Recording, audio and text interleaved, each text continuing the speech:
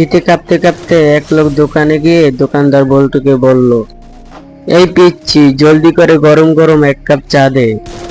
মুহূর্তের মধ্যে পিচ্ছি এক কাপ চা বানিয়ে মুরব্বিকে বলল, এই যে মামা আপনার চা। মুরব্বি তখন বলল, এই বেটা, কাপটা ঠিক মতো ধরতে জানোস না, এরকম চায়ের কাপ ধরে নাকি? চায়ের কাপের মধ্যে তো আঙ্গুল ঢুকাইয়া ফেলাইছিস।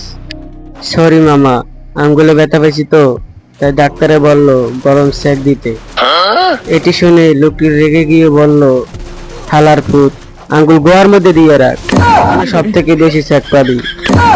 তখন বল্টু বলল, মামা, এর আগে আপনার মতন একজন লোক বলছিল, তাই এতক্ষণ আঙ্গুল ওই জায়গায় ছিল।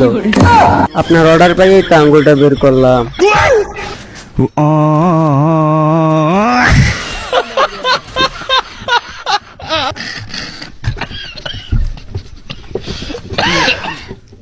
Oh